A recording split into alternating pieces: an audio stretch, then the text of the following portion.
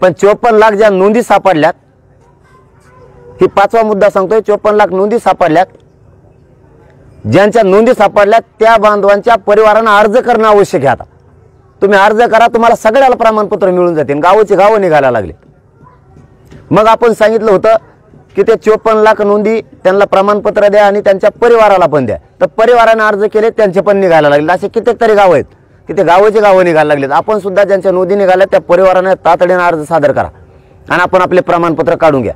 आपण सांगितलं होतं मुंबईला शांततेत जाणार आणि शांततेत आरक्षणच घेऊन येणार। आम्ही मोकळे माघारी येणार नाहीत। आरक्षण म्हणजे काय तिथं घमेल्या ठेवलेलं होतं की एखाद्या म्हणून गुन्हे घेऊन यायचंय? आरक्षण म्हणजे हे कायद्याचं राज्य आहे। तुम्हाला कायद्यात दुरुस्ती करावं लागेल, त्याचा अध्यादेश काढावा लागेल, तरच मराठ्यांना कायमस्वरूपी टिकणारं आरक्षण मिळणार आहे, नाही तर मिळणार नाही। आणि हेच सगळ्या सोयऱ्यांचा जो आपल्याला अध्यादेश काढायचा होता, जो अधिसूचना काढायची होती, त्याला 2 महिन्यापासून सरकार जाणून बुजून काढत नव्हतं, कारण त्याच्या दबावाखाली येऊन सरकार काढत नव्हतं। आपण सांगितलं तुम्हाला जर तेव्हा पाहिजे असला तर मराठी तुम्ही आता डोक्यातून काढून टाका, तुमचे आहेत म्हणून। आणि मराठ्यांचे पोरं करोडोच्या संख्येने मुंबईत गेले, म्हणून सरकारनं पुण्यापासूनच सुरू केलं हे।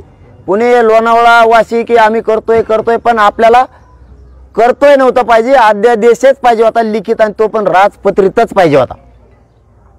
मग त्यांनी राजपत्रित अधिसूचना आपल्यासाठी काढल्यात वाशीत गेल्याच्या नंतर। मग आपण वाशीत जाऊ किंवा आझाद मैदानाला जाऊ, नगरला राहू, पुण्यात राहू किंवा अंतराळीत राहू, आपला विषय काय होता की मराठा समाजाला ज्यांच्या नोंदी सापडल्या नाहीत त्या सगळ्या सोयऱ्यांना ज्या नोंदी सापडल्यात त्याच्या आधारावरती आरक्षण द्यायचंय।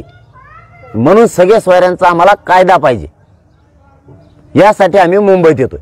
मग कायदा बनवण्यासाठी त्या 2001च्या कायद्यात दुरुस्ती करण्यासाठी अधिसूचना काढणं आवश्यक आहे। ती प्रक्रिया आहे। एखाद्या दुकानचं लायसन काढायचं असलं तरी 15 दिवस जाहीर प्रकटन अगोदर द्यावं लागतं। एखाद्याचा फेर जरी जमिनीचा वाढायचा असला तरी 15 दिवस त्यांना जाहीर प्रकटन द्यावं लागतं। एखादा प्लॉट तुम्हाला शहरात घ्यायचा असला तरी जाहीर प्रकटन द्यावं लागतं। हे कुणाचं आहे?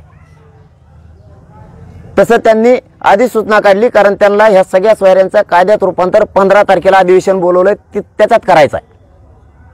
आणि मग त्याची अंमलबजावणी करून ज्या मराठ्यांच्या नोंदी सापडल्या नाहीत त्या मराठ्यांना ज्यांच्या नोंदी सापडल्यात त्याच नोंदीच्या आधारावर प्रमाणपत्र महाराष्ट्रभरातल्या मराठ्यांना नोंदी न सापडल्याला मिळणार आहे।